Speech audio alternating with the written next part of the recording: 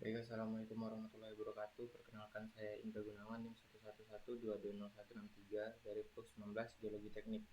Nah, pada saat ini saya akan melakukan tutorial deskripsi core secara geoteknik dan cara memasukkan hasil deskripsi ke dalam Excel tabulasi RKD. Nah, di sini kita mempunyai data core dengan kedalaman dari 78,54 meter hingga 79,52 meter. Nah, selanjutnya untuk pengisian koran sendiri merupakan nilai yang diperoleh dari pengurangan antara deep to dengan deep from. Bisa dikurangi saja. Diperoleh nilai 0,98. Kemudian untuk core recover sendiri merupakan hasil dari sigma masing-masing segmen atau total jumlah dari segmen yang telah diukur sebelumnya, kemudian dibagi dengan 100. Nah, di sini kita mendapatkan nilai 0,965. Nah, untuk core recovery sendiri yang dalam persen itu merupakan hasil dari pembagian core recover dengan koran dan dikali 100.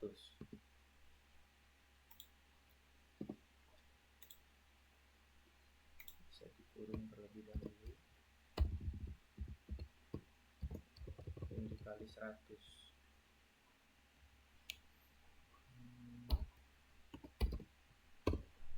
Didapatkan nilai 98,47%. Nah, untuk sumstick sendiri merupakan panjang masing-masing bidang lemah yang lebih dari 10 cm. Nah, ini kita dapatkan nilai 0,785. Nah, ini merupakan nilai yang didapatkan dari pengukuran pada bidang lemah yang lebih dari 10 cm. Nah, untuk RKD sendiri ini merupakan hasil bagi dari sumstick dibagi dengan koran. Sumstick dibagi dengan koran dan dikali 100.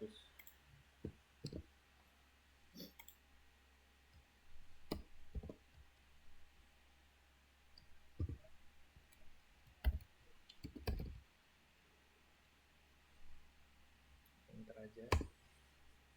Nah, ini kita peroleh nilai 80,102. Nah, untuk IRS sendiri kita bisa melihat dari klasifikasi Impact Rock Strength. Nah, Impact Rock Strength atau IRS sendiri merupakan pengukuran nilai yang menggunakan alat bantu seperti palu geologi, scriber pen, atau pena penggores berdasarkan tabel indeks ini. Nah, untuk masing-masing percobaannya ini bisa kita cobakan pada masing-masing sampel core. Nah, hasil percobaan kita bisa kasih contoh di medium strong rock dengan nilai UCS estimation itu 25 hingga 50 megapascal atau MPa. Nah, dengan keterangan pada sampel tidak dapat digores atau dikupas dengan pisau saku, spesimen dapat direkahkan dengan pukulan tegas tunggal dari palu geologi. Nah, ini sebelum menentukan klasifikasi ini kita harus mengetes istilahnya kepada sampel core yang ada. Nah, untuk sampel core hasil deskripsi sendiri ini kita peroleh pada kode R3 dengan medium strong rock dengan nilai 25 hingga 50 MPa. Ini kita bisa tulis 25 hingga 50. Nah, untuk total fracture count, nah ini merupakan hasil perhitungan jumlah fracture yang ada. Jadi pada sampel core itu kita hitung jumlah dari fracture yang terdapat pada sampel core itu. Contohnya di gambar ini kita bisa hitung masing-masing fracture yang ada. Ini kemudian dijumlah. Nah, hasil dari sampel core yang digunakan kita bisa beri contoh dengan nilai 4. Nah, untuk indeks pelapukan sendiri dapat kita lihat pada Materi ini merupakan deskripsi tingkat pelapukan yang menyebabkan penurunan kekuatan batuan. Pengamatan ini dilakukan dari kondisi dalam suatu interval yang mengacu pada tabel di samping ini. Apakah dia fresh, di mana deskripsinya itu tidak ada tanda-tanda yang terlihat pada dari batuan yang lapuk. Apakah lapukan berwarna oranye atau coklat itu tidak terlihat. Kemudian ada SW, slightly wetter atau pelapukan yang rendah. Di sini menunjukkan perubahan warna di bidang diskontinuitas dengan persenan kurang dari 5% dari masa batuan lapuk. Nah, untuk core sendiri yang di deskripsi itu kita bisa kasih contoh yang di SW atau slightly wetter, terlapukan sangat sedikit atau terlapukan ringan. Nah, ini masing-masing tingkat pelapukan ini bisa kita lihat sendiri pada sampel core yang ada. Kita bisa tulis di tabulasi SW dengan kode SW. Kemudian untuk joint set number, joint set sendiri merupakan gabungan dari satu kekar dengan orientasi yang sama. Jadi bisa kita beri contoh. Nah, ini jika orientasinya sama atau kurang lebih sama atau mendekati, itu bisa kita sebut dengan satu set. Nah, penentuan joint set sendiri dihitung berdasarkan pada jumlah dari joint set yang terdapat pada core dalam satu geotech interval. Joint set sendiri merupakan joint-joint yang memiliki orientasi sudut alfa dan sudut beta yang sama atau mendekati. Intinya kita bisa menyebut itu satu set jika orientasinya sama atau kurang lebih sama. Nah, contohnya seperti ini dengan orientasi yang sama, nilai joint setnya 1. Kemudian ini orientasinya cenderung ke arah nilai apa ya? Intinya kita lihat apakah orientasinya searah. Jika ada dua orientasi yang berbeda, kita bisa menyebut itu terdapat dua set. Ketika cuman ada satu kekar yang dengan orientasi berbeda, tidak memiliki pasangan yang lain, hanya kekar tunggal dan orientasinya berbeda dengan yang lainnya, itu bisa kita hitung sebagai setengah dari set. Jadi contohnya kita lihat pada gambar D yang dilingkari dengan warna coklat itu merupakan satu set, kemudian yang warna merah dengan orientasi yang sama juga satu set, jumlahnya 2 set, dan yang pada lingkaran biru ini merupakan set yang berbeda dengan yang lainnya. Dapat kita beri nilai setengah set atau 0,5 set. Jadi jumlah total set di sini ada 2,5. Nah, untuk hasil pendeskripsian core sendiri yang telah dilakukan, kita bisa kasih contoh ada 2 set. 2 set berarti artinya terdapat 2 orientasi kekar yang berbeda. Nah, untuk porositas sendiri ini kita juga bisa lihat dari sampel core yang ada. Contohnya dengan intensitas none berarti tidak terdapat porositas.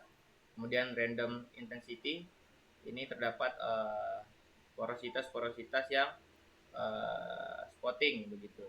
Kemudian minor intensity, moderate intensity atau sedang, kemudian high intensity dan very high intensity, di mana flux pada batuan ini sangat banyak atau lubang-lubang yang terdapat pada batuan sangat banyak. Ini juga mempengaruhi tingkat porositasnya. Nah, pada sampel core yang kita deskripsi kita bisa beri contoh di moderate saja.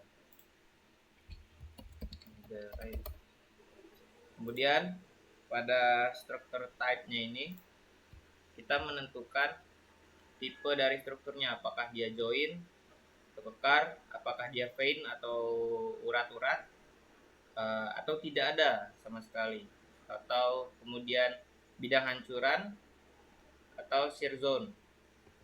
Nah, ini bisa kita cocokkan dengan atau kita hasil deskripsi dari core yang ada. Nah, untuk core pada tabulasi ini sendiri kita bisa beri struktur type-nya join.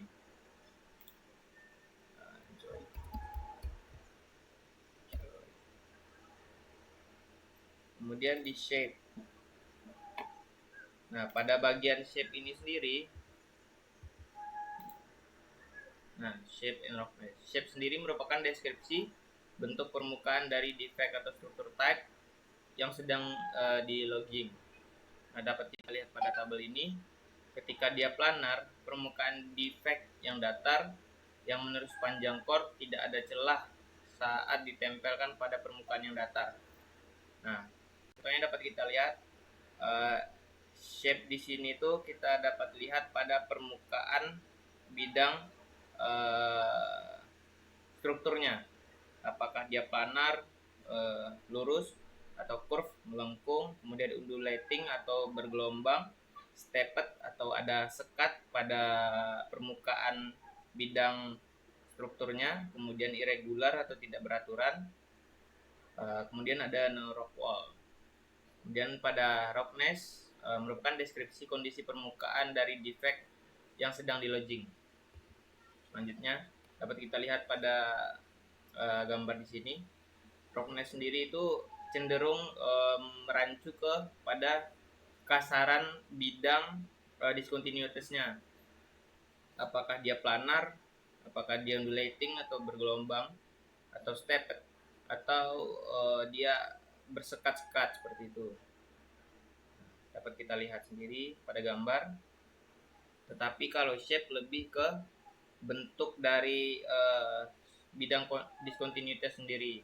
Cuman kalau roughness itu cenderung ke permukaan bidang diskontinuitasnya. Nah, pada tabulasi bisa kita beri contoh, shape-nya planar, kemudian roughness-nya sendiri bisa kita, ini bisa beberapa acuan, tidak hanya satu, apakah dia planar atau undulating atau step. Jadi ini bisa terdapat dua parameter dalam atau lebih dalam satu sampel core, tergantung dari deskripsi kita masing-masing. Ini kita buat roughness, di sini rough dan undulating. Mineral infill ini sendiri merupakan mineral yang dapat mengisi kekar atau rongga yang terbuka ketika terjadinya struktur pada bidang diskontinuitas. Contoh misalnya, nah pada gambar ini bisa kita lihat. Nah, terkadang di beberapa bidang diskontinuitas ini dapat terisi oleh mineral-mineral. Apakah dia mineral lempung atau kalsit ataupun kuarsa, juga tergantung pada kondisi pembentukannya. Nah, semisalnya tidak ada, bisa kita bikin strip aja, atau jika ada bisa diisi mineral, nama mineralnya apakah mineral kalsit atau kuarsa. Nah, infill thick ini ketebalan dari infillnya tadi. Jadi bisa kita ukur dengan penggaris ketebalan dari isian mineralnya terhadap rongga yang diciptakan oleh bidang diskontinuitas atau kekarnya ini. Bisa kita hitung atau kita ukur dengan penggaris. Jika tidak ada, kita buat strip saja. Kemudian alfa dan betanya ini dilakukan dengan pengukuran.